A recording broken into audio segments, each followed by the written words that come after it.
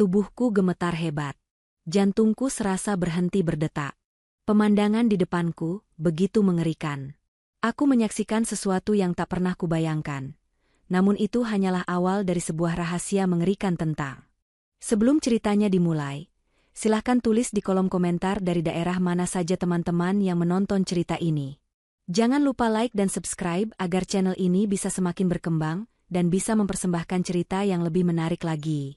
Malam berderit pelan di luar. Jarum jam di dinding kamarku menunjukkan pukul 11 malam. Aku, Rania, berdiri di depan cermin besar, merapikan jilbab instan berwarna biru dongker yang kupakai. Sederhana, praktis, dan profesional. Koper besarku sudah berdiri kaku di dekat pintu, siap berangkat. Ini adalah perjalanan dinas yang kesekian kalinya bulan ini. Sebagai manajer area, terbang keluar kota untuk rapat evaluasi kuartal adalah rutinitas yang melelahkan, namun aku menyukainya. Di belakangku, di ambang pintu, David, suamiku, bersandar. Ia tersenyum, tapi matanya menyiratkan kecemasan yang selalu sama setiap kali aku akan pergi. Sudah semua, sayang, tidak ada yang tertinggal, suaranya lembut, menenangkan seperti biasa. Aku berbalik dan tersenyum. Sudah, Mas. Paspor, laptop, dokumen presentasi. Semua aman di tas, kataku sambil menepuk tas jinjingku. David melangkah maju. Ia meraih tanganku. Tangannya hangat, kontras dengan udara malam yang mulai dingin. Hati-hati di sana, ya. Jakarta sedang tidak menentu cuacanya. Begitu sampai, langsung kabari aku. Jangan lupa makan. Rentetan pesannya membuatku terkekeh pelan. Iya, suamiku yang paling perhatian. Aku pasti kabari. Mas juga hati-hati di rumah. David mengangguk, tapi raut cemas itu tidak kunjung hilang. Ia membantuku menarik koper menuruni tangga. Di ruang tamu yang temaram, ia sekali lagi memeriksa tas jinjingku. Powerbank? Charger? Ada, Mas. Sudah, jawabku, sedikit tidak sabar. Aku melirik jam tanganku.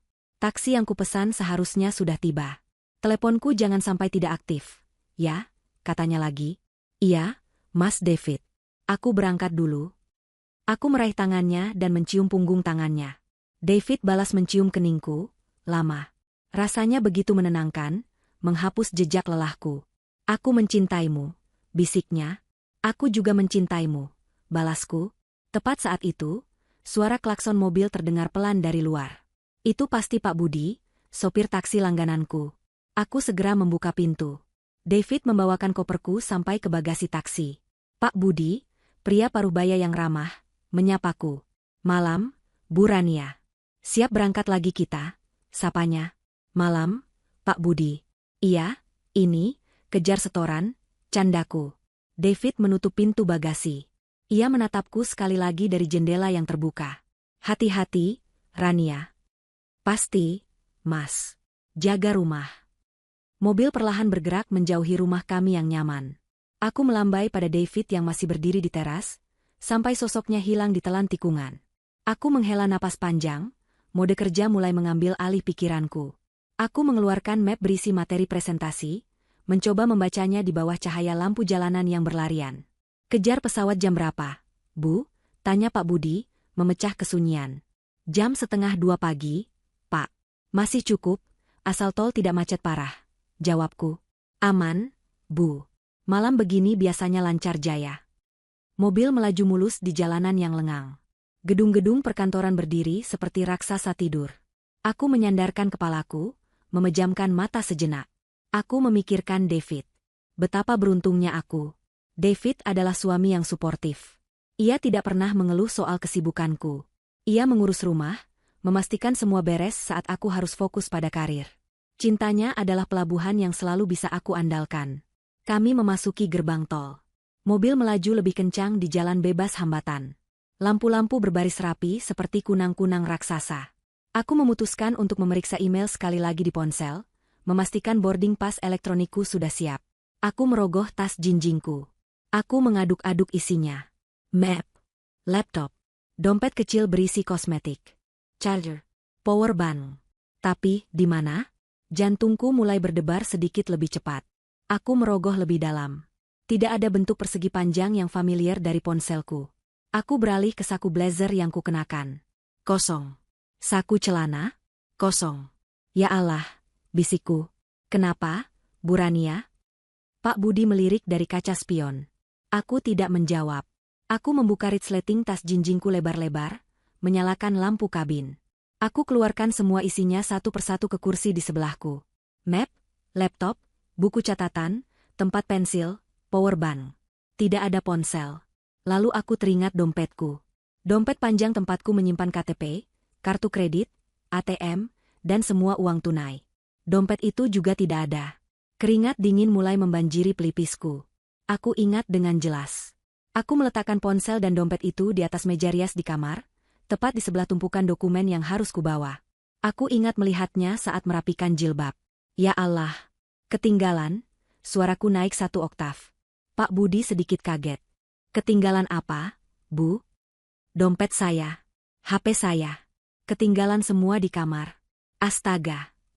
Aku memukul keningku sendiri. Bagaimana bisa aku seceroboh ini? Padahal David sudah mengingatkan berkali-kali. Waduh, Bu, ini kita sudah di tol. Sudah setengah jalan ke bandara, kata Pak Budi, ikut panik. Saya tidak bisa pergi tanpa itu. Pak, KTP saya, kartu akses, HP kantor semua di sana. Aku panik sungguhan. Pesawat bisa dicari lagi, tapi identitas dan akses pekerjaan tidak bisa. Pak Budi, tolong. Aku memohon. Putar balik. Pak, kita harus kembali ke rumah. Sekarang juga. Pak Budi tampak ragu sejenak. Dia melihat jam di dashboard. Pukul 11:30 malam. Jauh ini, Bu, putaran baliknya. Nanti Ibu bisa ketinggalan pesawat. Tidak apa-apa, Pak. Saya akan urus pesawatnya nanti. Yang penting kita kembali. Tolong, Pak. Cepat, desakku, suaraku nyaris bergetar. Pak Budi tidak membantah lagi. Baik, Bu. Baik. Ibu pegangan. Saya cari putaran balik terdekat. Mobil pun melambat, mengambil lajur kiri, bersiap keluar di pintu tol berikutnya untuk berputar arah. Jantungku berdebar kencang, bukan lagi karena presentasi, tapi karena campuran antara jengkel pada diri sendiri dan rasa panik yang menusuk. Aku hanya berharap David belum tidur. Aku tidak membawa kunci cadangan. Aku harus menggedor pintu dan membangunkannya. Ya Tuhan, betapa merepotkannya aku malam ini. Perjalanan kembali ke rumah terasa 100 kali lebih lama daripada perjalanan berangkat tadi. Jalanan yang tadinya lengang kini terasa menyiksa. Setiap lampu merah terasa seperti 1 jam. Pak Budi mengemudikan mobilnya dengan cepat namun hati-hati, memahami kedaruratanku. Aku duduk tegang di kursi belakang, jemariku saling meremas. Pikiranku kacau. Aku membayangkan wajah kecewa David karena harus bangun dari tidurnya. Aku membayangkan rumitnya mengatur ulang jadwal penerbangan dan pertemuan di Jakarta. 45 menit kemudian, mobil taksi akhirnya berhenti tepat di depan gerbang rumahku. Pukul 12:30 malam. Saya tunggu di sini, Bu, tanya Pak Budi. Tidak usah, Pak. Terima kasih banyak. Ini ongkosnya, ambil saja kembaliannya, kataku sambil menyodorkan beberapa lembar uang ratusan ribu dari saku darurat di dalam tas laptopku. Aku tidak punya waktu untuk menunggu kembalian. Baik, Bu. Semoga tidak ketinggalan pesawatnya, katanya tulus. Aku melompat keluar dari taksi, berlari kecil menuju gerbang. Aneh. Gerbangnya tidak terkunci. Hanya tertutup rapat, tapi tidak digembok seperti biasanya. David tidak pernah lupa mengunci gerbang. Mungkin dia lupa karena mengantarku tadi, pikirku mencoba positif. Aku mendorong gerbang besi itu. Suaranya berderit pelan, memecah keheningan malam. Aku berlari menyusuri jalan setapak kecil menuju pintu utama. Dan disinilah keanehan kedua kutemukan. Pintu depannya sedikit terbuka. Hanya satu celah kecil, tapi cukup untuk membuat bulu kuduku berdiri. Rumah kami gelap gulita. Mas David, panggilku pelan, suaraku tertahan di tenggorokan. Tidak ada jawaban. Rasa jengkel karena ketinggalan dompet kini berganti menjadi firasat buruk. Kenapa pintu tidak dikunci? Kenapa rumah gelap sekali? David pasti tahu aku akan menelepon atau menggedor jika ada apa-apa. Aku mendorong pintu kayu itu pelan. Engselnya tak bersuara. Udara di dalam rumah terasa dingin dan pengap. Aku melangkah masuk, kakiku mendarat di lantai marmer yang dingin. Mas, kamu di mana? Hening. Hanya suara detak jam dinding di ruang tamu. Aku meraba-raba dinding mencari saklar lampu. Tanganku gemetar. Tapi sebelum aku menemukannya, mataku menangkap sesuatu. Di ujung koridor, di depan ruang kerja pribadi David, ada seberkas cahaya tipis yang merembes dari bawah pintu. Ruang kerja David. Itu adalah area terlarangnya. Selama 5 tahun pernikahan kami, aku mungkin hanya masuk ruangan itu kurang dari 10 kali. David selalu bilang pekerjaannya sensitif. Banyak dokumen klien penting, dan dia tidak mau aku pusing melihatnya berantakan. Aku menghargai privasinya. Tapi malam ini, cahaya itu adalah satu-satunya tanda kehidupan di rumah yang mati suri ini. Rasa takut mulai menjalari punggungku. Apakah ada perampok? Apakah David baik-baik saja? Aku berjalan pelan, tanpa suara. Jantungku serasa ingin melompat dari dada. Setiap langkah terasa berat. Aku tiba di depan pintu ruang kerja. Pintu itu sedikit terbuka, menjelaskan sumber cahaya tadi. Aku mendengar suara. Bukan suara David, tapi suara bisikan. Ada lebih dari satu orang di dalam. Aku menelan ludah, mencoba mengumpulkan keberanian. Aku harus tahu apa yang terjadi. Aku harus memastikan suamiku aman. Dengan satu tarikan napas dalam, aku mendorong pintu itu hingga terbuka lebar. Pemandangan di depanku membuat darahku serasa berhenti mengalir. Waktu seakan berhenti. Ruangan itu tidak berantakan. Justru sangat rapi, kecuali di bagian tengahnya. David ada di sana. Dia tidak terluka. Dia berdiri tegap, membelakangiku. Di depannya, duduk di kursi kerja David yang mahal, adalah seorang pria tua yang tidak kukenali. Pria tua itu tampak ketakutan. Wajahnya pucat pasi, dan dia terikat di kursi. Mulutnya disumpal kain. Di sebelah David, berdiri seorang wanita. Wanita yang sangat cantik, berpakaian serba hitam yang ketat, dengan rambut pirang tergerai. Aku tidak pernah melihat wanita ini seumur hidupku. Dan di lantai, di antara mereka bertiga, tergeletak sebuah brankas kuno. Brankas warisan keluarga yang selama ini hanya jadi pajangan di sudut ruangan. Brankas itu terbuka paksa. Tutupnya yang tebal tergeletak miring. Di tangan David, tergenggam sebuah linggis kecil. Napasku tercekat. Aku tidak bisa bersuara. Aku tidak bisa bergerak. Ini pemandangan yang salah. Ini mimpi buruk. Wanita pirang itu yang pertama kali menyadari kehadiranku. Matanya menyipit tajam. David, desisnya. David tidak langsung berbalik. Bahunya menegang. Dia menghela napas panjang, napas yang terdengar seperti kekecewaan yang mendalam. Lalu, perlahan, dia menoleh ke arahku. Wajahnya. Ya Tuhan, wajahnya. Itu bukan wajah David yang kukenal. Bukan wajah suami penuh kasih yang mencium keningku 1 jam lalu. Tidak ada cinta, tidak ada kehangatan. Yang ada hanya tatapan dingin, mata yang tajam, dan ekspresi datar yang mengerikan. Dia tidak terkejut melihatku. Dia tidak panik. Dia hanya jengkel. Tubuhku mulai gemetar hebat. Dari ujung kaki hingga ujung kepala. Aku ingin lari, tapi kakiku seperti terpaku di lantai. David menatapku lurus-lurus. Tatapannya menembus jiwaku. Lalu dia berbicara. Suaranya tenang, dingin, dan menusuk. Seharusnya kamu sudah di pesawat, Rania. Kalimat David menggantung di udara yang dingin. Seharusnya kamu sudah di pesawat, Rania. Itu bukan pertanyaan. Itu adalah pernyataan. Pernyataan dingin yang menusukku lebih tajam dari pisau. Getaran di tubuhku semakin menjadi. Aku menatap pria yang tidur di sebelahku selama 5 tahun. Pria yang membuatkanku teh jahe saat aku lembur. Pria yang membetulkan jilbabku jika miring. Ini bukan dia. Mas. Mas David. Ini apa? Suaraku keluar seperti bisikan parau. Mataku beralih ke pria tua yang terikat. Siapa dia? Kenapa? Kenapa dia diikat? Wanita pirang itu tertawa. Suara tawanya kering dan mengejek. Dia masih memanggilmu, Mas David. Manis sekali. David tidak menoleh pada wanita itu. Matanya tetap terkunci padaku. Dia menghela napas, seolah aku adalah gangguan terbesar dalam hidupnya.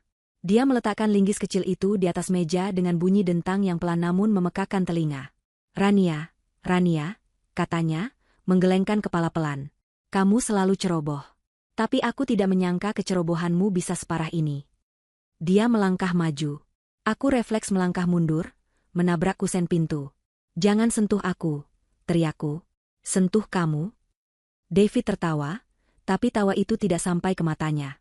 Aku sudah menyentuhmu selama 5 tahun, sayang. Itu semua bagian dari pertunjukan. Pertunjukan. Kata itu menghantamku. Apa maksudmu? Mas. Aku mencoba lagi, suaraku kini bergetar karena amarah dan ketakutan. Jelaskan padaku apa yang terjadi. Siapa wanita ini? Kenapa bapak ini diikat? Kamu merampok brankas keluargamu sendiri? Keluargaku?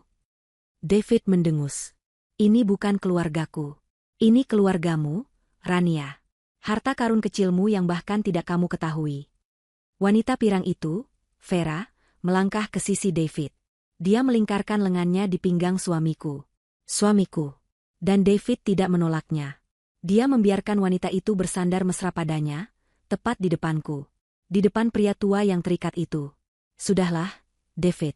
Habisi saja dia, kata Vera, suaranya manja namun penuh racun. Dia sudah melihat kita. Dia akan jadi masalah. Jantungku berhenti berdetak. Habisi aku? Sabar, Vera, kata David. Kita masih harus memikirkan ini. Kepulangannya merusak rencana. Rencana apa? Tanyaku, air mata mulai menggenang. Mas, aku tidak mengerti. Rencana apa? Perjalanan dinas ini? Tentu saja perjalanan dinasmu, bentak David. Suaranya berubah keras, kasar. Aku belum pernah mendengarnya membentakku seperti itu. Aku yang mengaturnya. Aku butuh kamu pergi 3 hari. Aku butuh rumah ini kosong. Aku butuh waktu untuk membawa Pak Karta ke sini dan membuka benda sialan ini. Dia menendang brankas yang terbuka di lantai. Pak Karta. Jadi itu nama pria tua itu. Kenapa kamu melakukan ini, Isaku? Uang? Kamu butuh uang? Kamu bisa minta padaku, Mas? Kenapa harus begini? Vera tertawa lagi, lebih keras. Minta padamu? Rania sayang, uang gajimu itu tidak ada artinya dibandingkan ini. Suamimu ini sedang mengambil apa yang seharusnya jadi miliknya. David. Vera menepuk pipi David pelan. Jelaskan pada istri kecilmu yang bodoh ini. Atau biar aku saja. David menepis tangan Vera. Diam, Vera. Dia menatapku lagi. Tatapan dinginnya membedahku. Aku lelah berpura-pura, Rania. 5 tahun. 5 tahun aku harus berpura-pura menjadi suami yang baik. Menjadi pria suportif yang mengagumi wanita karir sepertimu. Dia maju selangkah. Aku terdiam, terlalu syok untuk bergerak. Aku harus mendengarkan keluhanmu soal klien. Aku harus memijat kakimu saat kamu lelah. Aku harus memuji masakanmu yang biasa saja. Aku harus menahan diri setiap kali kamu membicarakan betapa jujurnya dirimu. Jujur tapi bodoh. Setiap katanya adalah tamparan. Semua itu bohong, Rania. Bohong? Aku tidak pernah mencintaimu. Jika dia menusukku dengan linggis tadi, rasanya tidak akan sesakit ini. Aku terisak. Seluruh duniaku runtuh dalam hitungan detik. Pernikahan ini, cinta ini, semua palsu. Lalu kenapa? Kenapa menikahiku? Kenapa? David tersenyum sinis. Karena kamu adalah kuncinya. Kamu adalah keturunan langsung terakhir dari keluarga terkutuk itu. Aku menikahimu untuk ini. Dia menunjuk brankas di lantai. Aku menikahimu demi harta warisan keluargamu. Aku menggelengkan kepala. Tidak. Ini tidak nyata. Ini mimpi buruk. Aku akan bangun di taksi, tertidur dalam perjalanan ke bandara. David. Hentikan, kataku, suaraku nyaris hilang. Ini tidak lucu. Apa aku terlihat sedang bercanda? Tiba-tiba, Vera bergerak cepat. Dia menerjangku. Aku terpekik kaget. Dia lebih kuat dariku. Dia mencengkeram lenganku dan membantingku ke lantai. Jilbabku tertarik ke belakang, memperlihatkan sebagian leherku. Rasanya sakit dan terhina. Vera, hati-hati, teriak David. Tapi suaranya bukan cemas padaku. Kita mungkin masih membutuhkannya. Dia melihat kita, desis Vera. Tangannya menekan leherku. Aku meronta, mencoba bernapas. Kita ambil apa yang kita bisa, lalu kita pergi. Tidak. David menarik Vera menjauh dariku. Kita tidak akan pergi sebelum mendapatkan semuanya. Dia sudah di sini, itu artinya takdir mempercepat rencana kita. Aku terbatuk-batuk di lantai, memegangi leherku. Air mata mengaburkan pandanganku. Bawa dia ke gudang, perintah David pada Vera. Apa? Bersama kakek itu? Tidak. Kakek itu biarkan di sini. Aku belum selesai dengannya. David menatap Pak Karta dengan kebencian yang dalam. Bawa Rania ke gudang bawah tanah. Ikat dia. Pastikan dia tidak bisa kabur. Vera tersenyum jahat. Dengan senang hati. Dia menarikku berdiri dengan kasar. Dia lebih tinggi dan lebih kuat. Aku mencoba melawan, tapi tenagaku hilang setelah mendengar pengakuan David. Dia menyeretku keluar dari ruang kerja, menyusuri koridor gelap. Aku melihat David kembali menghadap Pak Karta, mengambil sesuatu dari laci meja. Mas. David. Tolong jangan lakukan ini. Aku memekik. David menoleh sekali lagi. Wajahnya tanpa ekspresi. Namaku bukan David. Dan cintamu adalah kebodohan terbesarmu, Rania. Vera membawaku ke pintu di bawah tangga. Gudang bawah tanah. Tempat kami menyimpan barang-barang lama. Dia mendorongku menuruni tangga kayu yang sempit dan gelap. Udara di bawah pengap dan berbau debu. Dia mengikat tanganku di belakang tubuhku ke sebuah tiang penyangga yang kokoh. Dia mengikatnya begitu kencang hingga pergelangan tanganku terasa perih. Menangislah sepuasmu di sini, kata Vera. Dia membelai pipiku dengan kasar. Setelah kami mendapatkan apa yang kami mau, mungkin David akan membiarkanmu hidup. Tapi aku ragu. Dia tertawa, lalu naik ke atas. Aku mendengar suara pintu gudang ditutup, dan bunyi klik berat saat pintu itu dikunci dari luar. Aku sendirian. Dalam kegelapan total. Tanganku terikat. Jantungku hancur berkeping-keping. Suamiku, pria yang kucintai, adalah monster. Dia tidak mencintaiku. Dia menikahiku hanya untuk harta. Dan sekarang, dia akan membunuhku. Aku menangis sejadi-jadinya dalam keheningan yang pekat dan dingin. Aku tidak tahu sudah berapa lama aku menangis dalam kegelapan. Mungkin 1 jam. Mungkin hanya beberapa menit. Waktu terasa berhenti di gudang yang pengap ini. Isak tangisku kini berubah menjadi getaran tubuh yang tak terkendali. Dingin, takut, dan rasa sakit hati yang luar biasa bercampur aduk menjadi satu. 5 tahun hidupku adalah kebohongan. Setiap kenangan indah yang pernah kubagi bersama David, kini terasa seperti racun. Caranya menatapku saat akad nikah. Caranya membawakanku sarapan di tempat tidur. Caranya memelukku saat aku sedih. Semua itu palsu. Semua adalah akting. Akting yang sempurna. Dia tidak pernah mencintaiku. Bisikku pada kegelapan. Semua bohong. Aku mencoba menarik tanganku dari ikatan, tapi tali itu terlalu kuat. Aku hanya berhasil membuat pergelangan tanganku lecet dan perih. Sia-sia. Tiba-tiba, aku mendengar suara langkah kaki di tangga. Pintu gudang berderi terbuka. Seberkas cahaya masuk, menyilaukan mataku. Aku memicingkan mata. Sosok Vera berdiri di ambang pintu. Di belakangnya, David. Mereka tidak sendirian. Mereka menyeret seseorang. Itu Pak Karta. Pria tua tadi. Mereka melemparkan Pak Karta ke lantai, tidak jauh dari tempatku terikat. Pria tua itu mengerang kesakitan. Wajahnya penuh luka lebam, sudut bibirnya berdarah. David pasti sudah memukulinya. Kalian berdua bisa saling menemani di sini, kata David. Suaranya menggema di ruangan sempit itu. Pikirkan baik-baik kesalahan kalian. David, apa maumu? Tanya Pak Karta, suaranya lemah namun tegas. Kamu tidak akan pernah mendapatkannya. Keluarga kami menjaganya selama puluhan tahun. David tertawa. Keluarga kami mencarinya selama puluhan tahun, Karta. Dan sekarang aku sudah menemukannya. Satu-satunya halangan adalah cucu bodoh ini. Dia menunjukku. Dia tidak tahu apa-apa. Lepaskan dia, pinta Pak Karta. Oh, aku tahu dia tidak tahu apa-apa. Itu bagian terbaiknya, kata David sinis. Tapi sekarang, aku butuh dia tahu sedikit. Vera menutup pintu gudang lagi. Tapi kali ini, dia menyalakan satu bola lampu kecil yang tergantung di langit-langit. Cahayanya redup, kekuningan, tapi cukup untuk membuatku melihat kondisi ruangan yang menyedihkan ini. Dan cukup untuk melihat wajah Pak Karta yang babak belur. Bapak tidak apa-apa? Tanyaku pelan, air mataku kembali mengalir. Pak Karta mencoba tersenyum, meski terlihat menyakitkan. Saya baik-baik saja, Nak. Kamu Rania, kan? Aku mengangguk. Bapak siapa? Kenapa David? Namanya bukan David, potong Pak Karta. Namanya Damar. Keturunan dari keluarga yang seharusnya sudah musnah. Damar? Aku bingung. Keluarga apa? Saya tidak mengerti. Pak Karta menggeser tubuhnya, mencoba duduk bersandar di dinding, berhadapan denganku. Maafkan saya, Nak Rania. Seharusnya saya menjagamu lebih baik. Seharusnya saya menemuimu lebih dulu. Menemui saya? Saya Karta. Saya adalah kerabat jauh dari pihak kakek buyutmu. Keluarga kita adalah penjaga. Penjaga?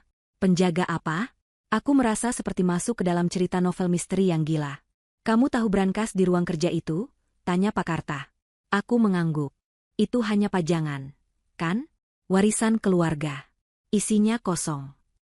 Pak Karta menggeleng. Itu tidak kosong. Itu adalah lapisan pelindung pertama. Dia menarik napas dalam, tampak menahan sakit. Leluhur kita adalah orang-orang yang sangat kaya. Nak, bukan kaya seperti orang kaya baru, tapi kaya raya sejak zaman kerajaan. Mereka punya tanah, aset, properti, dan surat-surat berharga yang nilainya tak terbayangkan. Cukup untuk menghidupi 7 turunan. Aku mendengarkan, napasku tertahan. Saat zaman kolonial, lalu perang kemerdekaan, dan masa-masa sulit setelahnya, banyak orang yang mengincar harta itu. Musuh-musuh keluarga kita, dan juga penguasa. Jadi, leluhur kita memutuskan untuk menyembunyikannya. Bukan menyembunyikan emas atau permatanya. Emas bisa dirampok. Tapi mereka menyembunyikan bukti kepemilikannya. Dokumen, bisikku. Benar. Pak Karta mengangguk. Akta tanah asli. Surat obligasi. Bukti kepemilikan saham di perusahaan-perusahaan tua. Semua disembunyikan. Diamankan agar tidak bisa dirampas. Mereka menciptakan sistem yang rumit untuk melindunginya, sampai suatu saat keturunan yang sah bisa mengklaimnya kembali saat situasi sudah aman. Aku teringat David tidak. Damar berkata aku adalah keturunan langsung terakhir. Dan Damar. Lanjut Pak Karta, dia adalah keturunan dari keluarga yang dulu berseteru hebat dengan leluhur kita. Keluarga mereka bangkrut karena kalah bersaing bisnis. Mereka bersumpah akan merebut semua milik keluarga kita. Selama beberapa generasi, mereka mencari harta itu. Dan sekarang, dia menemukanmu. Dia memburuku. Dia memburumu, Rania. Dia merencanakan ini bertahun-tahun. Dia mempelajari silsilahmu. Dia menemukanmu, wanita karir sukses yang tidak peduli pada sejarah keluarga. Target yang sempurna. Dia menikahimu, masuk rumahmu, tinggal bersama brankas itu, menunggu saat yang tepat. Rasa mual menghantamku. Jadi, perkenalan kami yang tidak disengaja, di kafe 5,5 tahun lalu semua itu rencana? Lalu apa yang dia dapat? Tanyaku. Dia sudah membuka brankasnya. Apa dia sudah mengambil dokumennya? Disinilah Pak Karta tersenyum tipis, meski bibirnya berdarah. Itulah masalahnya, nak. Dia tidak bisa. Aku mengerutkan kening. Brankas yang dia buka paksa dengan linggis itu, jelas Pak Karta, hanyalah kotak luar. Itu jebakan. Isinya hanya beberapa dokumen palsu untuk mengecoh pencuri biasa. Lalu, di mana yang asli? Di dalamnya. Ada kompartemen kedua. Kotak kayu yang lebih kecil, tersembunyi di balik dinding brankas. Damar pasti sudah menemukannya sekarang. Tapi apa? Desakku. Kotak itu tidak bisa dibuka paksa. Kotak itu disegel dengan mekanisme kuno. Mekanisme yang hanya bisa dibuka oleh 2 hal. Darah keturunan langsung, dan... Pak Karta menatapku lekat. Dan sebuah melodi. Lagu pengantar tidur yang hanya diwariskan dari ibu ke anak perempuan di garis keturunan kita. Aku membeku. Lagu pengantar tidur. Aku ingat. Nenekku sering menyanyikannya untukku. Ibuku juga. Lagu sederhana tanpa lirik. Hanya senandung dengan pola nada yang unik. Aku masih mengingatnya dengan jelas. Ya Tuhan, bisikku. Damar tahu dia butuh kamu, kata Pak Karta. Dia pasti menculikku agar aku memberitahunya cara membukanya. Tapi aku tidak akan bicara. Sekarang dia tahu aku tidak berguna, tapi dia sadar kamu ada di sini. Dia akan memaksamu, Rania. Firasat buruk yang tadi kurasakan kini berubah menjadi teror yang nyata. David, atau Damar, sengaja memancingku kembali. Dia yang mengambil dompet dan HP-ku, kataku, menyadari kenyataan pahit itu. Apa? Dia yang mengambilnya dari meja rias. Suaraku meninggi. Dia tahu aku ceroboh. Dia tahu aku akan sadar di tengah jalan. Dia sengaja membuatku kembali. Dia tidak mau menungguku pulang dinas. Dia membutuhkanku malam ini. Anak itu licik sekali, geram Pak Karta. Ketakutanku masih ada. Tapi di baliknya, tumbuh sesuatu yang lain. Sesuatu yang gelap dan dingin. Amarah. Dia tidak hanya menghancurkan hatiku. Dia tidak hanya menipuku. Dia merencanakan ini semua. Dia meremehkanku. Dia tidak akan mendapatkannya. Desisku. Pak Karta menatapku. Kamu harus kuat, nak. Dia monster. Dia akan melakukan apa saja. Aku menunduk, menatap lantai yang kotor. Saya tahu, kataku. Tapi sekarang, dia juga tahu bahwa saya adalah satu-satunya kunci. Itu artinya dia tidak bisa membunuhku. Setidaknya, belum. Aku mengangkat kepalaku. Air mataku sudah kering. Yang tersisa hanyalah tekad yang dingin. Dan jika aku adalah kuncinya, aku tidak akan membiarkan dia membuka pintu itu. Keheningan di gudang bawah tanah itu pekat, nyaris bisa kurasakan. Satu-satunya suara adalah napas Pak Karta yang berat dan terengah, diselingi erangan pelan setiap kali dia mencoba menggeser tubuhnya. Aku menatapnya dalam cahaya kuning yang redup. Wajahnya yang babak belur memancarkan ketabahan yang aneh, seolah dia sudah mengantisipasi hal ini seumur hidupnya. Jadi lagu itu, bisikku, suaraku serak. Aku tahu lagu itu, Pak. Nenek sering menyanyikannya. Mata Pak Karta menajam. Jangan pernah menyanyikannya untuk mereka, Nak Rania. Apapun yang terjadi, apapun yang mereka tawarkan atau ancamkan padamu, itu adalah kunci terakhir. Jika mereka mendapatkannya, mereka mendapatkan segalanya. Dan kita? Dia tidak perlu melanjutkan kalimatnya. Aku tahu apa artinya. Jika mereka mendapatkan segalanya, kami berdua akan menjadi beban yang harus disingkirkan. Nyawa kami tidak ada harganya. Ironis. Justru karena aku memegang kunci itu, aku masih bernapas. Tapi mereka akan memaksaku. Pak, kataku, getaran baru menjalari tubuhku. Getaran ini bukan lagi karena syok atau dingin. Ini adalah ketakutan murni yang teramat logis. Mereka akan mencoba, kata Pak Karta. Tapi kamu lebih kuat dari yang kamu bayangkan. Nak, leluhur kita mewariskan harta itu bukan tanpa perlindungan. Mereka juga mewariskan kekuatan pada keturunannya. Kekuatan? Aku merasa lemah. Aku merasa hancur. Seluruh hidupku, 5 tahun terakhir, dibangun di atas pondasi kebohongan. Pria yang kucintai, yang kupikir adalah belahan jiwaku, adalah seorang penipu ulung, seorang monster berdarah dingin. Setiap tawa, setiap pelukan, setiap ciuman selamat malam semuanya palsu.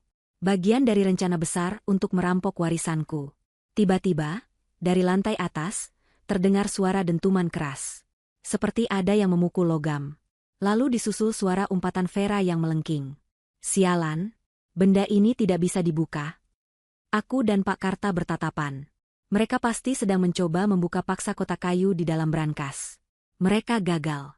Suara dentuman terdengar lagi, dan lagi. Penuh amarah dan frustrasi. Lalu hening.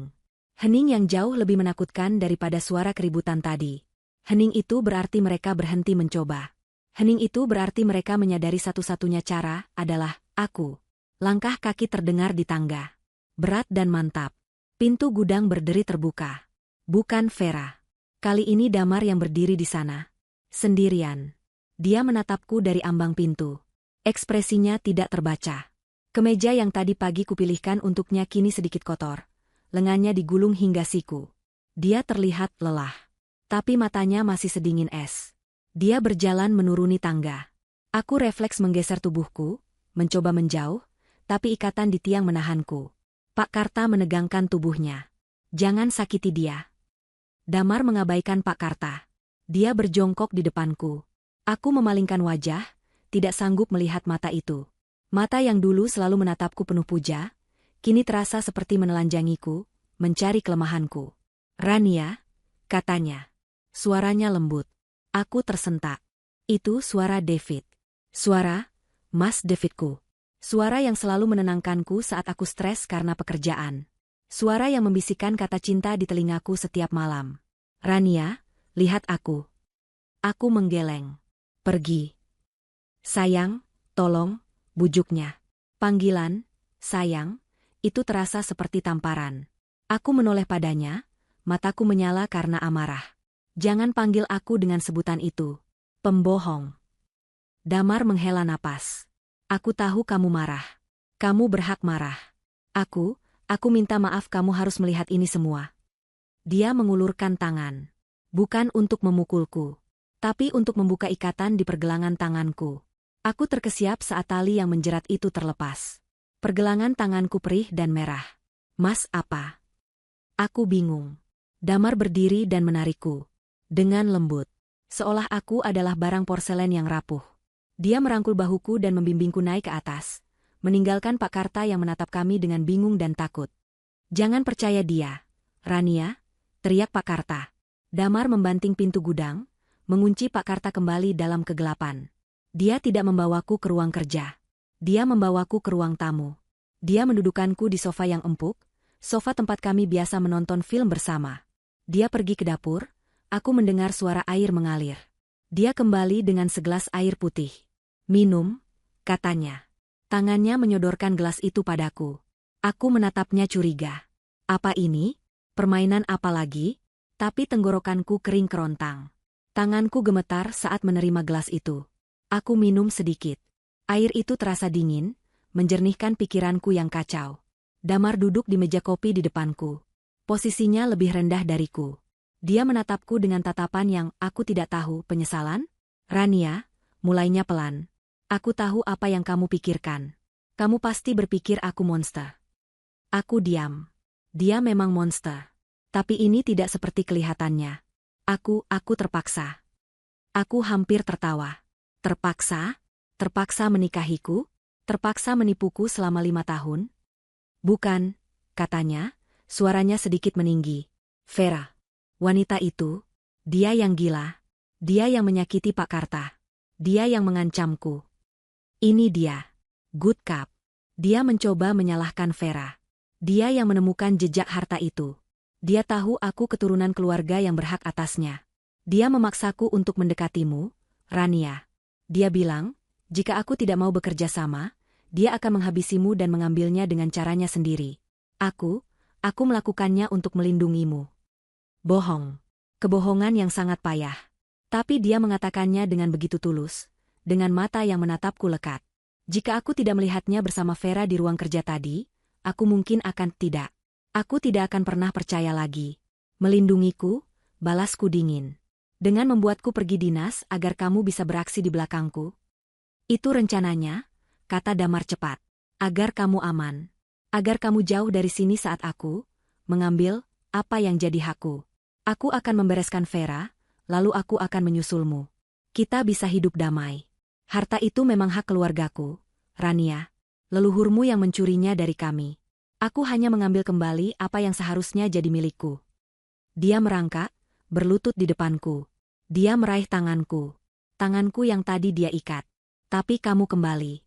Kamu kembali terlalu cepat. Kamu merusak semuanya. Aku kembali karena kamu mengambil dompet dan HP-ku. Desisku. Wajah Damar membeku sejenak. Bukan. Itu Vera. Dia yang mengambilnya. Dia sengaja. Dia ingin kamu kembali. Dia ingin menjadikanmu sandera. Dia pembohong yang hebat. Dia bisa memutar balik fakta dalam sedetik. Bantu aku, Rania, bisiknya. Matanya berkaca-kaca. Dia mencoba menangis. Bantu aku membuka kotak itu. Kotak terakhir. Hanya kamu yang bisa. Setelah itu, kita singkirkan Vera. Kita pergi dari sini. Berdua. Kita mulai hidup baru. Jauh dari semua ini. Di Swiss, mungkin. Atau di pulau pribadi. Kita akan sangat kaya, Rania. Kamu tidak perlu bekerja lagi seumur hidupmu. Dia mendekatkan wajahnya. Aku, kamu, kita berdua. Seperti yang selalu kita impikan. Aku menatapnya. Menatap mata pria yang dulu sangat kupuja. Aku mencari sedikit saja kejujuran. Sedikit saja cinta yang tulus. Tidak ada. Yang ada hanya jurang keserakahan yang gelap dan dalam. 5 tahun itu. Bisikku, suaraku bergetar.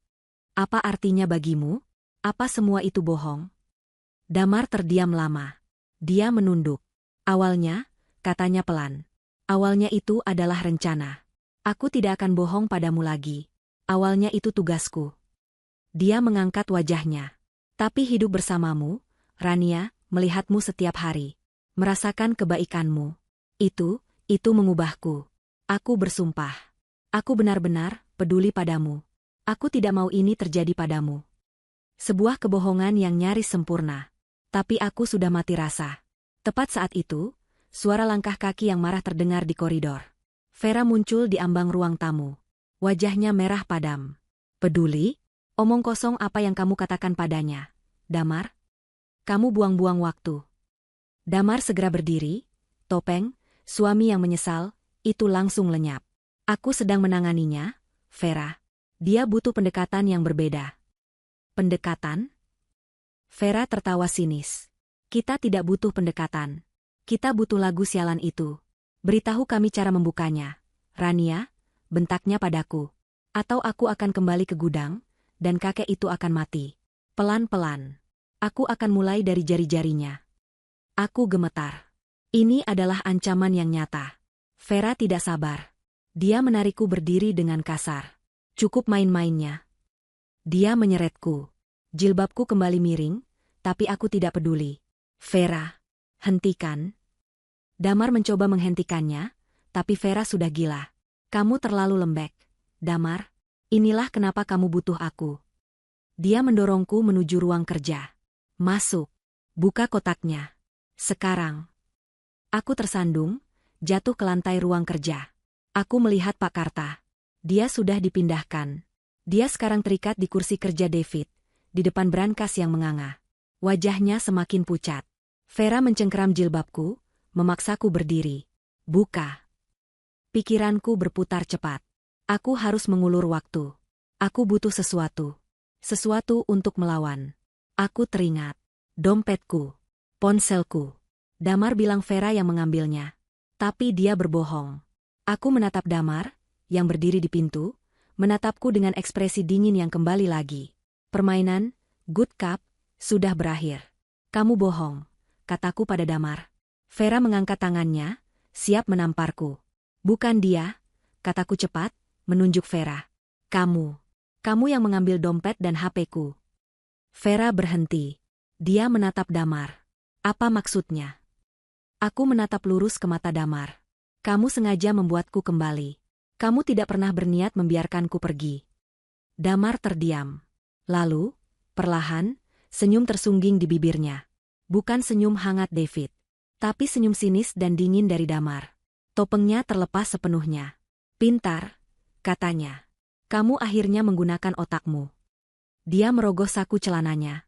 Dia melemparkan dompetku dan ponselku ke atas meja. Benda-benda itu mendarat dengan bunyi debam yang memuakan. Ya, aku yang mengambilnya. Aku tidak bisa membiarkanmu pergi dengan semua kartu akses dan identitasmu. Rencananya adalah kamu kembali. Tapi seharusnya kamu kembali besok pagi. Setelah aku meneleponmu, pura-pura panik karena rumah dirampok, dan aku diserang. Aku akan jadi korban, dan kamu akan jadi istri yang berduka yang membantuku membuka warisan keluarga. Dia mendekat, wajahnya kini penuh kebencian. Tapi kamu, dengan kecerobohanmu yang biasa, kembali terlalu cepat dan merusak skenario indahku. Dia mencengkeram daguku dengan kasar. Sekarang, Rania, pertunjukan sudah selesai. Buka kotaknya. Atau aku bersumpah, Pak Karta akan jadi mayat pertama malam ini. Dan sopir taksimu yang di luar itu, akan jadi yang kedua. Jantungku serasa diremas. Dia tahu Pak Budi menungguku di luar? Tidak. Pak Budi sudah pergi. Aku membayarnya. Damar pasti hanya menggertak. Buka, desisnya. Sekarang. Ruang kerja terasa sesak. Udara dipenuhi ketegangan yang nyaris meledak. Aku, Damar, dan Vera berdiri melingkari brankas yang terbuka. Pak Karta, yang terikat di kursi, menatapku dengan mata memohon. Jangan, nak, jangan lakukan itu. Di dalam brankas, di balik panel yang dibongkar paksa, terletak sebuah kotak kayu kecil. Kotak itu terlihat sangat tua, mungkin usianya ratusan tahun. Terbuat dari kayu jati gelap yang pekat, nyaris hitam. Permukaannya tidak polos. Ada ukiran rumit di atasnya. Bukan ukiran bunga atau binatang biasa. Itu adalah simbol-simbol kecil. Aku bisa melihat bentuk burung hong, kuncup teratai, bulan sabit, dan beberapa simbol lain yang tak kukenali. Indah, bukan? Kata Damar. Suaranya penuh kekaguman yang rakus. Pengerjaan tangan yang sempurna. Dan tidak ada lubang kunci. Tidak ada engsel yang terlihat. Dia menatapku. Hanya kamu yang tahu caranya, Rania. Lagu itu. Nyanyikan. Atau lebih tepatnya, mainkan. Cepat. Vera sudah tidak sabar. Dia mengambil pembuka surat dari kuningan yang runcing dari atas meja dan mengarahkannya ke leher Pak Karta. Satu nada yang salah, atau kamu mencoba menipu kami, kakek ini akan kehabisan darah di karpetmu yang mahal. Aku menelan ludah. Tanganku gemetar hebat. Aku menatap Pak Karta. Dia menggelengkan kepalanya sangat pelan. Hanya getaran kecil, tapi aku melihatnya. Dia lebih baik mati daripada membiarkan harta itu jatuh ke tangan mereka. Tapi aku tidak bisa. Aku tidak bisa membiarkan dia mati. Pikiranku berpacu. Aku harus mengulur waktu. Aku harus mencari cara. Dompet dan ponselku ada di meja, tapi terlalu jauh. Aku tidak mungkin meraihnya. Aku akan coba, kataku, suaraku bergetar. Tapi aku tidak yakin urutannya. Sudah lama sekali. Nenekku hanya menyenandungkannya. Bohong, pekik Vera. Dia tidak bohong, kata Damar, matanya masih terpaku pada kotak itu. Itu bagian dari sistem keamanannya. Diwariskan secara lisan, dari ibu ke anak perempuan. Agar tidak bisa ditulis atau direkam. Konsentrasi, Rania. Ingat pelan-pelan. Nada apa yang pertama? Aku menatap ukiran-ukiran itu. Semuanya tampak seperti tombol yang bisa ditekan. Ada 7 simbol yang menonjol. Pasti ini. Aku berpura-pura berpikir keras. Aku rasa yang ini dulu. Aku menekan ukiran kuncup teratai. Tidak terjadi apa-apa. Lalu, mungkin bulan sabit? Aku menekannya. Hening. Vera menggeram. Dia mempermainkan kita. Dia menekan ujung pembuka surat itu ke kulit Pak Karta. Setetes darah muncul. Jangan, teriakku. Baik. Aku salah. Aku baru ingat. Aku memejamkan mata. Bukan untuk berkonsentrasi pada lagu. Tapi untuk menenangkan detak jantungku yang menggila. Aku harus menyelamatkan Pak Karta. Tapi aku juga tidak boleh memberikan hartanya pada Damar. Tidak ada pilihan. Aku harus membukanya, dan berharap ada keajaiban. Berharap isi di dalamnya bukanlah yang mereka cari. Aku menarik napas panjang. Aku memanggil melodi itu dari sudut terjauh ingatanku. Mi, sol, la, sol, mi, du, re, 7 nada. Nada pertama, mi. Aku menekan ukiran burung hong. Nada kedua, sol. Aku menekan ukiran daun. Nada ketiga, la. Ukiran bulan sabit. Nada keempat, sol. Ukiran daun lagi. Nada kelima, mi. Burung hong lagi. Nada keenam, du. Kuncup teratai. Nada ketujuh, re. Simbol aneh seperti gelombang air. Jemariku menekan simbol terakhir. Hening. Selama 1 detik yang terasa abadi, tidak terjadi apa-apa. Wajah Vera menegang, siap menusuk.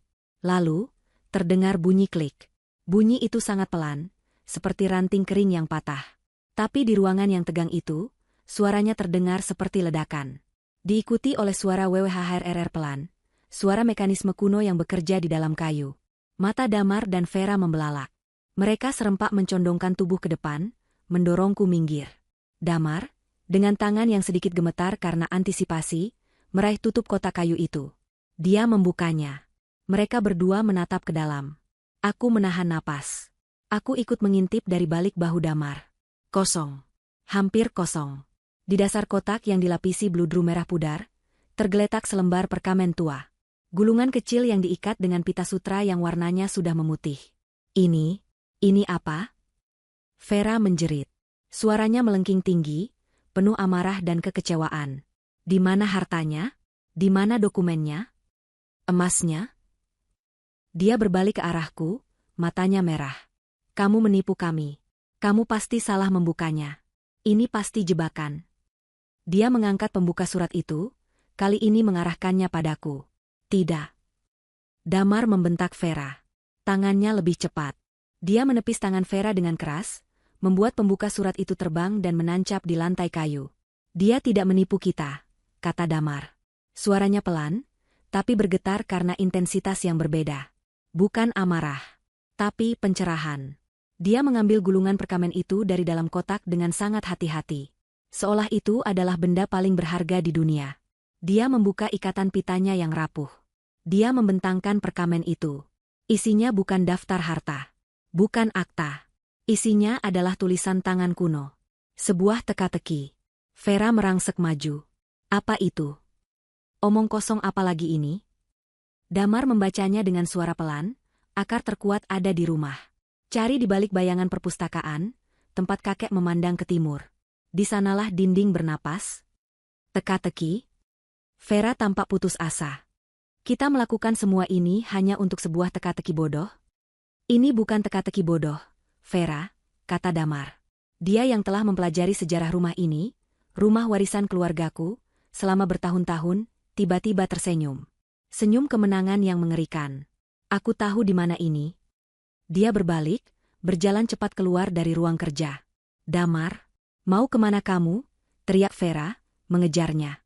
Aku membeku sejenak. Kesempatan. Nak pergi. Bisik Pak Karta. Selamatkan dirimu. Aku menatap Pak Karta, lalu ke ponselku yang tergeletak di meja. Aku tidak bisa pergi tanpanya. Aku berlari ke perpustakaan kecil di seberang aula.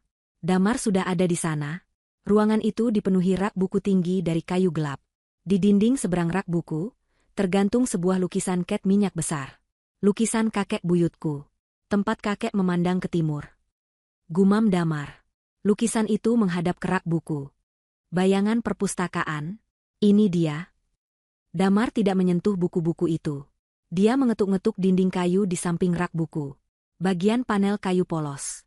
Tuk, tuk, tuk. Suaranya padat. Lalu dia bergeser sedikit. Tuk, tong, tong. Suaranya berbeda. Kosong. Ada rongga di baliknya. Dinding palsu. Seru Damar. Matanya berkilat liar. Hartanya ada di balik sini. Semua dokumennya. Selama ini. Vera tertawa, tawa yang terdengar histeris. Buka. Cepat buka. Aku butuh alat. Damar meraba-raba dinding itu, mencari celah. Vera, ambil linggis besar di gudang. Yang tadi. Baik. Vera, dengan energi baru, berlari ke arah pintu gudang di bawah tangga. Damar, dalam keserakahannya, mulai memukul-mukul panel kayu itu dengan tangan kosong, mencoba mencari titik lemah. Dia tidak memedulikanku. Dia lupa aku ada di sana. Ini dia. Momenku. Vera di bawah. Damar sibuk di perpustakaan. Aku berbalik, berlari tanpa suara kembali ke ruang kerja. Pak Karta menatapku, penuh harap. Tanganku menyambar ponsel lamaku yang tergeletak di laci bawah meja kerja. Benda itu mati. Aku menekan tombol power. Tidak ada. Baterainya habis total. Sial. Lalu aku melihat ponsel baruku, yang dilempar Damar ke atas meja. Aku meraihnya. Layarnya menyala. Terkunci. Dia tidak tahu kata sandinya. Tapi aku tidak perlu membukanya. Panggilan darurat. Tanganku gemetar hebat. 110, aku menekan tombol panggil. Tapi sebelum aku bisa menempelkannya ke telinga, aku mendengar suara di belakangku. Anak pintar. Aku membeku. Perlahan, aku berbalik. Vera berdiri di ambang pintu ruang kerja. Dia tidak membawa linggis. Dia memegang pistol. Pistol hitam kecil yang diarahkan lurus ke kepalaku. Aku tahu kamu akan mencoba sesuatu. Desisnya. Damar mungkin bodoh karena mempercayaimu. Tapi aku tidak. Sekarang, letakkan ponsel itu. Pelan-pelan. Laras pistol yang dingin dan hitam itu menatapku lurus. Ujungnya, lubang hitam kecil itu, terasa seperti jurang yang siap menelanku. Aku membeku. Ponsel di tanganku terasa seberat batu. Jari-jariku masih berada di atas tombol panggil darurat. Aku bilang, letakkan, desis Vera. Matanya menyipit, jarinya menegang di pelatuk. Pelan-pelan. Taruh di lantai, lalu tendang ke arahku. Suaraku hilang. Aku hanya bisa mengangguk, terlalu takut untuk bernapas. Getaran di tubuhku kembali dengan hebat. Aku berjongkok perlahan, meletakkan ponsel mahal itu di lantai marmer yang dingin. Aku menatapnya sejenak. Satu-satunya harapanku. Lalu, dengan ujung sepatuku, aku mendorongnya pelan melintasi lantai. Benda itu meluncur mulus dan berhenti di dekat kaki Vera. Vera tidak memungutnya. Dia menendangnya balik dengan keras. Ponsel itu menabrak dinding di belakangku dengan suara retakan yang memuakan. Layarnya hancur. Harapanku hancur bersamanya. Anak bodoh yang pemberani, kata Vera. Kamu benar-benar mengira bisa melawanku? Vera, apa yang kamu lakukan? Bawa linggisnya. Suara Damar terdengar dari perpustakaan. Dia tidak tahu apa yang terjadi. Dia terlalu sibuk dengan dinding palsunya. Vera tersenyum padaku, senyum yang membuat darahku membeku. Satu suara saja, Rania, bisiknya. Satu kata saja pada Damar tentang ini, dan peluru ini akan menembus lututmu. Mengerti? Aku mengangguk cepat, air mata mengalir di pipiku. Bagus. Vera berbalik, seolah tidak terjadi apa-apa. Aku tidak menemukannya, Damar. Laci peralatannya terkunci. Teriaknya ke arah perpustakaan. Itu bohong. Vera jelas-jelas sengaja mendatangiku. Sialan. Damar mengumpat. Kalau begitu kita lakukan cara kuno. Aku mendengar suara gedebuk keras. Aku, didorong oleh ketakutan pada pistol Vera, berjalan pelan ke ambang pintu ruang kerja. Vera mengikutiku, pistolnya kini disembunyikan di balik punggungnya, tapi aku tahu benda itu ada di sana. Damar, dalam kegilaan serakahnya, telah mengambil patung perunggu kecil yang berat dari atas meja di perpustakaan. Dia menggunakannya untuk menghantam panel kayu itu. Brak, kayu itu retak. Brak, serpihan kayu berterbangan. Brak, panel itu pecah, memperlihatkan lubang gelap di baliknya. Damar membuang patung itu. Tangannya berdarah karena memegang patung yang pecah, tapi dia tidak peduli. Dia merobek sisa-sisa panel kayu dengan tangan kosong. Vera, senter, perintahnya. Vera, yang masih waspada padaku, mengambil senter besar dari laci meja kerja Damar. Dia menyorotkannya ke dalam lubang. Ruangan di baliknya sempit, berdebu, penuh sarang laba-laba. Dan di sanalah harta itu. Bukan tumpukan koin emas seperti di film-film. Bukan peti kayu yang berkilauan. Tapi sesuatu yang jauh lebih berharga, dan jauh lebih modern untuk masanya. 3 koper logam besar. Koper-koper itu terlihat kokoh, seperti brankas portabel, dengan segel kuningan yang sudah menghijau karena waktu. Napas Damar tertahan. Itu dia, bisiknya. Napasnya terdengar berat. Selama ini, tepat di bawah hidung keluargamu yang bodoh. Vera pun tampak terpesona. Pistol di tangannya sejenak terlupakan. Berapa nilainya? Nilainya? Damar tertawa, tawa yang serak dan gila. Kertas-kertas di dalamnya, Vera akta tanah, obligasi, nilainya bukan lagi soal uang. Ini soal kekuasaan. Ini bernilai triliunan. Cukup untuk membeli separuh negara ini. Dia menjulurkan tangannya ke dalam lubang gelap itu, mengelus permukaan salah satu koper. Milikku, bisiknya. Dia berbalik menatapku. Aku masih berdiri di ambang pintu, gemetar.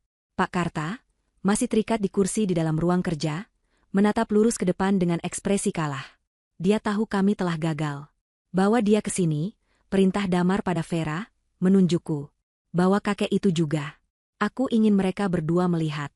Aku ingin Rania melihat dengan mata kepalanya sendiri, saat aku mengambil semua yang seharusnya jadi miliknya. Vera menyeringai. Dia menarikku dengan kasar masuk ke perpustakaan. Dia kembali ke ruang kerja, membuka ikatan kursi Pak Karta dari tiang, lalu mendorong kursi beroda itu dengan keras hingga masuk ke perpustakaan. Pak Karta nyaris terjatuh. Duduk, bentak Vera padaku, menunjuk sudut ruangan. Aku meringkuk di lantai, di sebelah kursi Pak Karta. Lihat baik-baik, Rania, kata Damar. Lihat apa yang telah kakek buyutmu curi dari keluargaku. Dia dan Vera mulai bekerja. Lubangnya tidak cukup besar untuk mereka masuki. Mereka harus menarik koper-koper itu keluar. Berat sekali, geram Vera, berusaha menarik koper pertama. Tentu saja berat. Ini diisi dengan dokumen. Kertas itu berat, balas Damar. Mereka berdua menarik. Koper pertama bergeser dengan suara seretan yang memekakan di lantai kayu. Koper itu akhirnya keluar dari dinding palsu, tergeletak di tengah perpustakaan. Debunya beterbangan. Mata Damar dan Vera berkilat-kilat. Mereka tidak lagi memedulikan kami. Seluruh dunia mereka kini terfokus pada 3 koper logam itu. Damar meraih koper kedua. Satu lagi. Vera, bukannya membantu, malah berdiri dan menatap koper pertama yang sudah keluar. Dia menyentuh segel kuningan itu. Bagaimana kita membukanya? Nanti kita pikirkan, kata Damar tidak sabar. Keluarkan dulu semuanya. Tidak, kata Vera. Suaranya berubah. Aku mau lihat sekarang. Aku mau tahu apa bagianku. Damar berhenti menarik koper kedua. Dia berdiri tegak, perlahan. Bagianmu? Ya, bagianku. Kita sepakat, Damar. 50-50. Damar tertawa. 50-50? Kamu pikir kamu siapa? Kamu hanya membantuku. Kamu beruntung aku memberimu 10%. Wajah Vera mengeras. 10%? Setelah aku yang menemukanmu? Setelah aku yang menyusun rencana awal untuk mendekati wanita bodoh ini? Setelah aku yang membantumu menculik kakek ini? Kamu hanya pion, Vera, teriak Damar, keserakahannya kini telah menguasai dirinya sepenuhnya. Pion yang berguna, kuakui.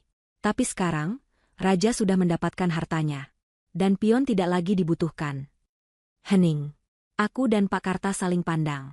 Mereka akan saling bunuh. Vera menatap Damar. Lalu dia tertawa pelan. Raja, katamu. Pergerakannya sangat cepat. Dia melompat ke arah koper pertama yang ada di lantai. Dia tidak mencoba membukanya. Dia mencoba menariknya ke arah pintu.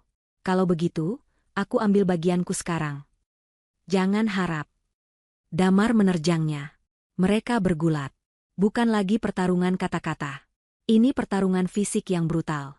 Damar mencengkeram rambut Vera. Vera menendang lutut Damar. Mereka berdua jatuh ke lantai, berguling, saling memukul, saling mengumpat. Mereka lupa segalanya. Lupa padaku. Lupa pada Pak Karta. Lupa pada pistol yang mungkin masih dipegang Vera. Mata mereka hanya tertuju pada satu hal, koper-koper logam berisi harta yang tak terbayangkan itu. Aliansi mereka, yang dibangun di atas kebohongan dan keserakahan, kini hancur berkeping-keping oleh keserakahan itu sendiri. Dan di tengah kekacauan itu, di sudut ruangan, aku melihatnya. Sebuah peluang. Perpustakaan kecil itu telah berubah menjadi arena pertarungan. Damar dan Vera berguling di lantai, di antara rak-rak buku dan koper logam pertama yang berhasil mereka keluarkan. Suara tubuh yang beradu, erangan kesakitan, dan umpatan kotor memenuhi ruangan. Mereka berdua dibutakan oleh keserakahan. Damar lebih kuat, tapi Vera lebih licik dan ganas. Dia mencakar, menggigit, melakukan apa saja untuk mendapatkan keuntungan. Kamu pikir kamu bisa menipuku, bajingan? Jerit Vera, kukunya menggores pipi Damar. Kamu yang menipuku dari awal, jalang, balas Damar, sikunya menghantam perut Vera. Aku meringkuk di sudut, menahan napas. Di sebelahku, Pak Karta duduk tegang di kursinya. Dia menatapku. Matanya tidak lagi menunjukkan kekalahan. Ada secercah harapan di sana. Dia mengangguk pelan ke arah pintu. Pergi, nak, pergi. Aku tahu aku tidak bisa pergi begitu saja. Aku butuh bantuan. Ponselku sudah hancur. Tapi tunggu dulu. Aku teringat sesuatu. Sesuatu yang kulihat saat Damar melemparkan dompet dan ponselku ke atas meja di ruang kerja. Ponselku memang hancur. Tapi ada satu benda lagi di meja itu. Benda yang sudah ada di sana sejak awal. Telepon rumah. Telepon nirkabel yang terpasang di stasiun pengisian dayanya. Benda yang hampir tidak pernah kami gunakan, tapi selalu terhubung. Ini adalah kesempatanku. Mungkin satu-satunya dan terakhir.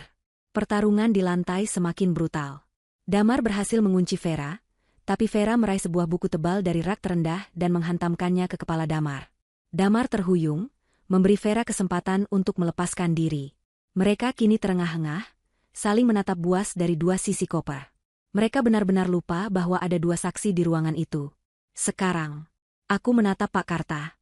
Pak, alihkan perhatian mereka. Bisikku, nyaris tak terdengar.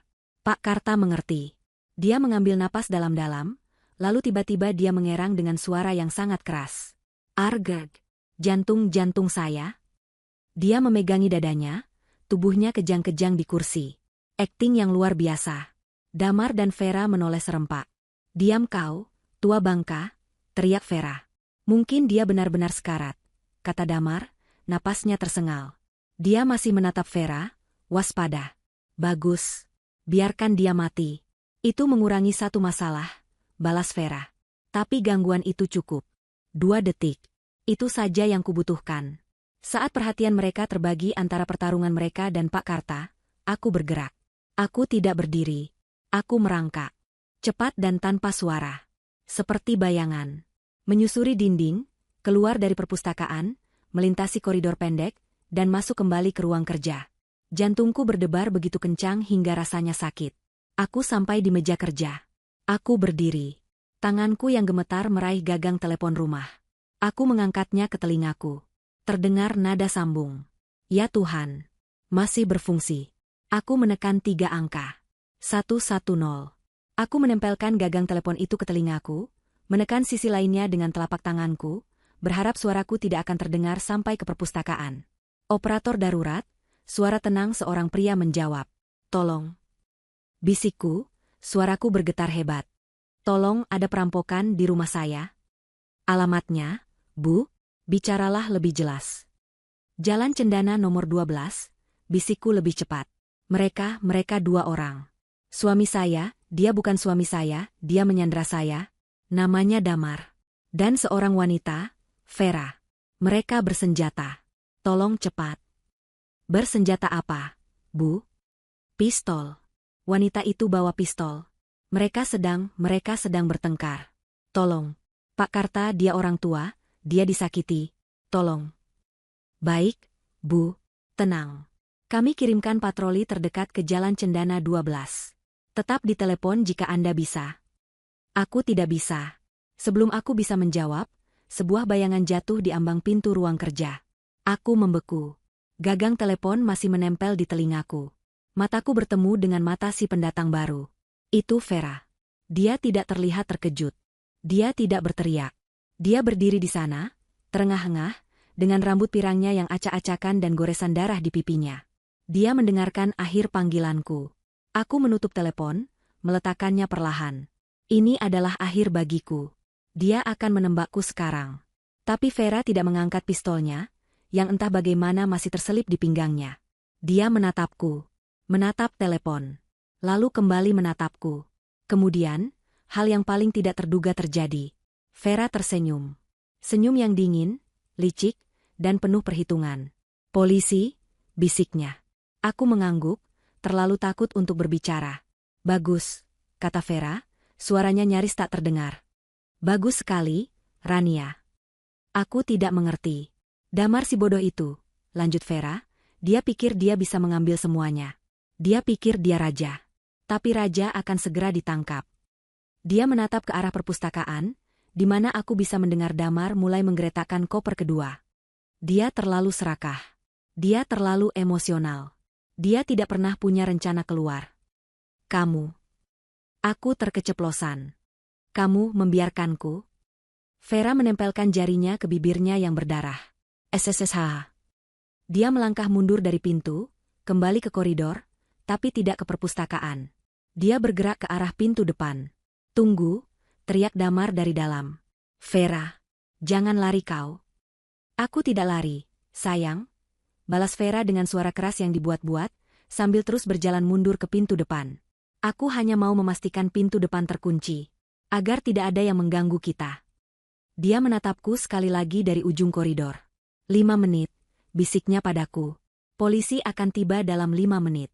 Pastikan kamu dan kakek itu selamat. Lalu, dia berbalik dan menghilang ke arah pintu depan. Aku tidak mendengar suara pintu dibuka. Apa rencananya? Aku kembali ke ruang kerja, bersembunyi di balik meja. Bingung. Polisi sedang dalam perjalanan. Tapi Vera, si pembunuh berdarah dingin, baru saja membantuku. Tiba-tiba aku sadar. Dia tidak membantuku. Dia membantu dirinya sendiri. Dia akan membiarkan Damar ditangkap bersama semua barang bukti. Sementara itu, dia akan kabur. Mungkin lewat pintu belakang. Dia akan mengambil apa yang bisa dia bawa. Mungkin uang tunai, perhiasan, apa saja yang mudah dibawa, dan menghilang sementara Damar menanggung semuanya. Dia mengorbankan Damar untuk menyelamatkan dirinya sendiri. Aku mendengar Damar menggeram frustrasi di perpustakaan. Vera, sialan kau. Dia pasti sadar Vera telah kabur. Dia sendirian sekarang. Dengan harta karunnya. Dan dia tidak tahu bahwa dalam hitungan menit, polisi akan mengepung rumah ini. Permainan belum selesai. Tapi pion-pionnya telah berpindah tempat. Aku bersembunyi di balik meja kerja, tubuhku gemetar tak terkendali. Gagang telepon masih di tanganku, aku membantingnya kembali ke tempatnya. Jantungku serasa meledak di dalam dada. Polisi sedang dalam perjalanan. 5 menit. Mungkin kurang. Vera tahu. Dan dia kabur. Dia mengkhianati Damar sama seperti Damar mengkhianatiku. Lingkaran setan keserakahan. Dari perpustakaan, aku mendengar suara Damar yang frustrasi. Dia pasti sudah menyadari kepergian Vera. Aku mendengar suara geraman rendah, seperti binatang buas yang terluka. Vera, sialan kau. Lalu aku mendengar suara seretan yang berat. Dia tidak menyerah. Dia masih berusaha mengeluarkan koper-koper itu sendirian. Aku mendengar napasnya yang terengah-engah, diselingi umpatan dan erangan karena usaha keras. Dia gila. Dia dibutakan oleh harta karun itu, tidak menyadari apa yang akan terjadi. Aku menoleh ke arah Pak Karta. Dia masih di ruang kerja, masih terikat di kursi. Dia meringkuk kesakitan setelah aktingnya tadi. Aku harus membantunya. Tapi aku tidak berani bergerak. Langkah kaki Damar. Dia keluar dari perpustakaan. Aku menahan napas, menekan tubuhku lebih dalam ke balik meja kayu yang kokoh. Aku memejamkan mata, berdoa agar dia tidak melihatku. Dia berhenti di ambang pintu ruang kerja. Aku bisa merasakan tatapannya menyapu ruangan. Dia mencari Vera? Atau dia mencariku? Rania? Suaranya tenang. Terlalu tenang. Itu membuatku lebih takut daripada jika dia berteriak. Aku tahu kamu di situ, Rania. Aku dengar kamu tadi. Dia melangkah masuk ke ruang kerja. Pelan. Aku bisa melihat sepatunya dari celah di bawah meja. Kamu menelepon polisi, bukan? Tanyanya, suaranya masih datar. Aku tidak menjawab. Tubuhku kaku. Kamu merusak semuanya. Dia berjalan mengitari meja. Aku tidak bisa lari kemana-mana. Aku terpojok. Dia muncul di hadapanku. Wajahnya, aku tidak akan pernah melupakan wajah itu. Bukan lagi wajah Damar yang dingin atau wajah David yang penuh kasih. Ini adalah topeng kegilaan murni. Matanya merah, rambutnya acak-acakan, goresan di pipinya dari pertarungan dengan Vera masih mengeluarkan darah segar. Dia tampak seperti iblis. Kamu, desisnya. Kamu yang menghancurkan hidupku. Aku, suaraku keluar seperti cicitan. Kamu yang menghancurkan hidupku. Diam, bentaknya. Dia mencengkeram lenganku, menarikku berdiri dengan satu sentakan kasar. Jilbabku tertarik, tapi aku tidak peduli. 5 tahun, teriaknya di depan wajahku. 5 tahun aku bersabar. Aku menahan jijik setiap kali menyentuhmu. Aku berpura-pura. Dan saat aku akhirnya mendapatkan hakku, kamu, tikus kecil, memanggil polisi. Dia menyeretku keluar dari balik meja. Dia mendorongku dengan keras. Aku jatuh tersungkur di lantai, dekat kaki Pak Karta. Dan kamu, kakek bodoh. Damar menendang kursi Pak Karta, membuat pria tua itu mengerang. Kamu lebih baik mati daripada memberitahuku. Lihat sekarang. Lihat apa yang terjadi. Damar berjalan mondar-mandir di ruangan itu seperti singa dalam kandang. Dia melihat ke arah perpustakaan, ke harta karunnya. Lalu dia melihat ke jendela, ke kegelapan malam. Mereka akan datang, gumamnya pada dirinya sendiri. Mereka akan mengambilnya. Mereka akan mengambil milikku. Dia berhenti. Dia menatapku. Matanya yang gila menemukan fokus baru. Tidak, katanya pelan. Jika aku tidak bisa memilikinya, tidak ada seorang pun yang boleh. Dia berbalik, berjalan cepat kembali ke perpustakaan. Aku pikir dia akan mencoba melarikan diri lewat lubang di dinding. Tapi dia tidak. Dia kembali beberapa detik kemudian. Di tangannya, tergenggam patung perunggu berat yang tadi dia gunakan untuk menjebol dinding. Patung kakek buyutku. Ujungnya masih berlumuran darahnya sendiri. Kamu yang mulai ini, Rania, katanya, berjalan pelan ke arahku. Maka kamu yang akan mengakhirinya. Damar, jangan. Pak Karta berteriak. Dia tidak salah. Ini semua salahmu. Keserakahanmu. Diam. Damar mengayunkan patung itu ke arah Pak Karta. Aku menjerit. Tapi dia tidak memukul Pak Karta. Dia berhenti 1 inci dari kepala pria tua itu. Dia, kata Damar, kini menunjukku dengan patung itu. Dia kuncinya. Dia juga akhir ceritanya. Dia mengangkat patung itu tinggi-tinggi. Aku memejamkan mata. Aku tidak bisa lari. Kakiku lumpuh. Ini akhir hidupku. Aku akan mati di rumahku sendiri, di tangan pria yang pernah kucintai, karena harta yang tidak pernah kuinginkan. Ya Allah, tolong aku. Wiu, wiu, wiu. Suara itu, samar-samar pada awalnya, seperti nyamuk yang berdengung. Tapi dengan cepat suara itu tumbuh. Semakin keras. Semakin dekat. Membelah keheningan malam. Suara sirene polisi. Damar membeku. Patung perunggu itu masih terangkat di atas kepalanya. Matanya membelalak, tidak percaya. Secepat ini? Wiu, wiu. Sirene itu sekarang sangat keras. Mereka tidak lagi di jalan raya. Mereka sudah ada di kompleks perumahanku. Mungkin sudah ada di depan gerbang. Tidak, bisik Damar. Tidak belum. Dia menatapku, lalu ke patung di tangannya, lalu ke koper-koper di perpustakaan. Kepanikan murni melanda wajahnya. Dia harus memilih, membunuhku, atau menyelamatkan hartanya. Dia menjatuhkan tangannya. Dia tidak lagi peduli padaku. Dia berbalik dan berlari ke perpustakaan. Aku harus membawanya. Aku harus membawanya. Dia mencoba mengangkat satu koper logam. Benda itu terlalu berat. Dia tidak bisa mengangkatnya sendirian. Dia mencoba menyeretnya. Benda itu hanya bergeser beberapa inci. Gedebuk. Suara pintu depan rumahku didobrak. Keras sekali, seperti ledakan kecil. Polisi. Jangan bergerak. Kami ada di dalam. Suara langkah kaki yang berat dan tergesa-gesa berlari di koridor. Lebih dari satu orang. Banyak. Damar meraung putus asa. Dia meninggalkan koper itu, berlari ke lubang di dinding. Ke ruang rahasia itu. Dia pikir dia bisa bersembunyi di sana. Di sana. Di perpustakaan, aku berteriak sekuat tenaga. Beberapa detik kemudian, 3 petugas polisi berseragam lengkap menyerbu masuk ke ruang kerja. Mereka melihatku dan Pak Karta. Ibu aman? Dia di sana. Aku menunjuk ke perpustakaan. Dia di dalam dinding. Para petugas itu, dengan senjata teracung, langsung bergerak. Keluar dengan tangan di atas kepala. Kami mendengar suara perlawanan dari dalam. Suara benturan. Tangkap dia. Para petugas menyerbu masuk ke lubang sempit itu. Terjadi pergulatan singkat. Lalu mereka menyeretnya keluar. Dama.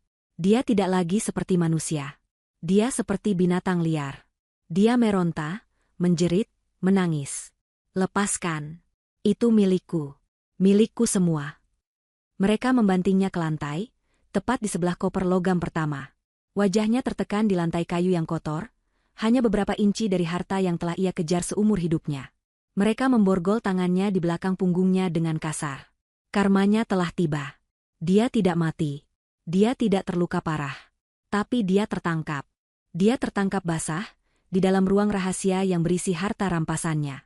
Dia mendapatkan semua yang dia inginkan, tepat di depan matanya, namun dia tidak akan pernah bisa menyentuhnya lagi. Seorang petugas medis masuk, langsung memeriksa Pak Karta. Petugas lain menghampiriku, membantuku berdiri. Kakiku lemah sekali, aku nyaris jatuh. Anda Rania? Tanya seorang petugas. Anda yang menelepon? Aku hanya bisa mengangguk. Anda sangat berani, Bu. Dia menuntunku keluar dari ruang kerja. Saat aku melewati perpustakaan, aku melihat Damar. Dia sudah berhenti berteriak. Dia hanya terbaring di lantai, di borgol. Matanya menatap kosong ke koper logam itu. Tatapan pria yang telah kehilangan segalanya, terutama jiwanya sendiri. Seorang petugas lain berteriak dari pintu depan. Kapten. Pintu belakang terbuka.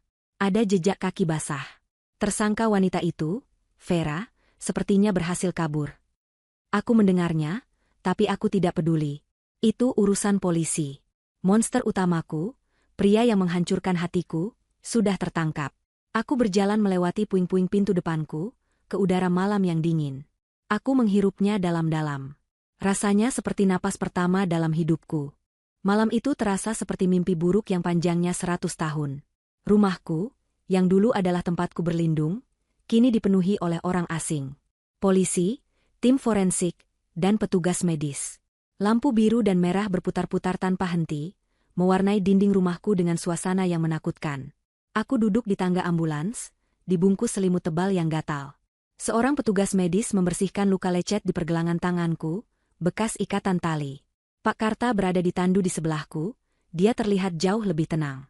Dia menolak dibawa ke rumah sakit, tapi mereka bersikeras untuk memeriksanya. Dia menatapku dan tersenyum lemah. Kita berhasil, Nak Rania.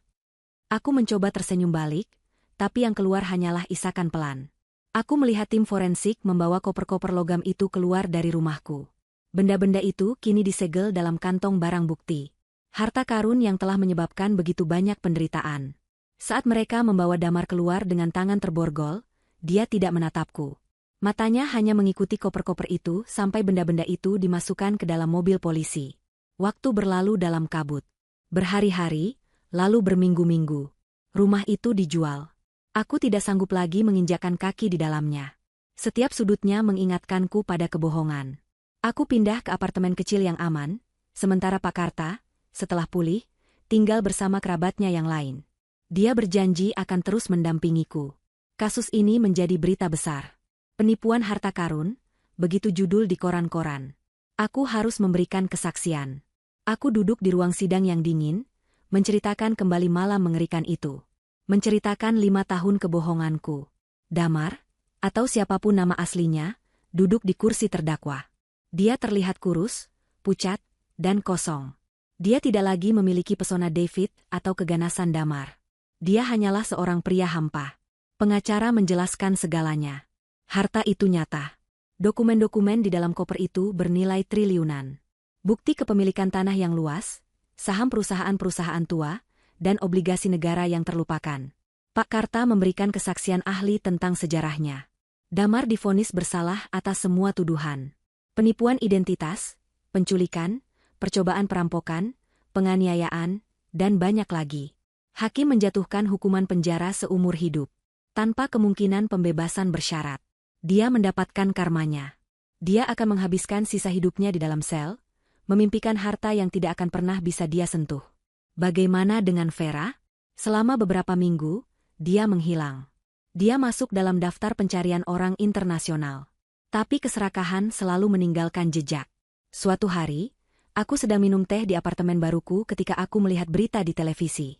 Seorang wanita, yang diidentifikasi sebagai Vera, ditangkap di Makau. Dia ditangkap bukan karena pembunuhan atau penculikan. Dia ditangkap karena mencoba menjual jam tangan mewah edisi terbatas. Jam tangan milik Damar, yang pasti dia curi dari rumahku malam itu sebelum kabur. Dia begitu putus asa ingin menguangkan sesuatu, apa saja, sehingga dia melakukan kesalahan bodoh. Dia akan diekstradisi kembali untuk menghadapi pengadilannya sendiri. Karmanya pun tiba. Dan harta itu, setelah proses hukum yang panjang, pengadilan memutuskan bahwa harta itu sah milikku. Aku, Rania, keturunan terakhir yang memegang kuncinya. Aku tiba-tiba menjadi salah satu wanita terkaya di negeri ini. Tapi aku tidak merasakan apa-apa. Uang itu terasa kotor. Berlumuran darah, keringat, dan kebohongan. Beberapa bulan kemudian, aku telah membuat keputusan. Aku tidak menyentuh sepeser pun uang itu untuk diriku sendiri. Aku menggunakan semuanya untuk mendirikan sebuah yayasan. Yayasan atas nama leluhurku. Yayasan yang didedikasikan untuk beasiswa pendidikan bagi anak-anak yang tidak mampu, dan untuk melestarikan sejarah dan cagar budaya. Pak Karta, dengan senang hati, setuju untuk menjadi ketua dewan pengawasnya. Harta yang dimulai dari keserakahan itu kini berubah menjadi berkah bagi ribuan orang. Sebelum aku pergi, aku melakukan satu hal lagi. Aku mencari Pak Budi, sopir taksi yang malam itu mengantarku. Aku menemukannya di pangkalan taksi biasa. Dia terkejut melihatku. Aku menceritakan semuanya, dan mengucapkan terima kasih yang tak terhingga. Malam itu, putar baliknya yang cepat telah menyelamatkan nyawaku. Aku memberinya cek. Cek dari uangku sendiri, gajiku yang jujur. Cukup untuk membeli mobil baru dan menyekolahkan anak-anaknya. Dia menangis saat menerimanya. 1 tahun setelah malam itu, aku berdiri di bandara lagi. Pemandangannya sama. Ramai, sibuk, penuh pengumuman. Koper kecil berdiri di sisiku. Di dalam tasku, ada dompet dan ponselku. Aku sudah memeriksanya 3 kali. Bukan karena takut tertinggal, tapi karena kebiasaan lama yang lucu. Aku merapikan jilbabku di pantulan kaca. Wanita di cermin itu terlihat berbeda. Masih Rania. Tapi matanya tidak lagi naif. Ada kekuatan di sana. Ada kedamaian. Aku tidak sedang dalam perjalanan dinas. Aku mengundurkan diri dari pekerjaanku sebulan yang lalu. Aku akan pergi berlibur. Liburan sungguhan yang pertama kali. Ponselku berdering. Itu Pak Karta. Sudah di bandara, nak? Suaranya ceria. Sudah, Pak. Siap berangkat. Hati-hati, ya. Nikmati waktumu. Kamu pantas mendapatkannya. Yayasan aman di tangan Bapak. Saya percaya, Pak. Terima kasih untuk semuanya. Aku menutup telepon. Aku melihat ke papan keberangkatan. Tujuanku, Mekah. Aku akan mengambil penerbangan untuk umrah. Untuk bersyukur. Untuk membersihkan sisa-sisa luka di hatiku. Penerbanganku yang tertunda 1 tahun lalu. Seharusnya itu membawaku ke Jakarta untuk sebuah pertemuan bisnis yang didasari kebohongan. Tapi penundaan itu, malah mengerikan itu, justru membawaku ke sini. Kebebasan. Seorang pramugari mengumumkan panggilan terakhir untuk penerbanganku. Aku tersenyum. Senyum yang tulus. Aku menarik gagang koperku. Dan dengan langkah yang mantap, aku berjalan menuju gerbang keberangkatan, memulai hidup baruku. Memulai hidup baruku. Memulai hidup baruku. Memulai hidup baruku. Memulai hidup baruku. Memulai hidup baruku.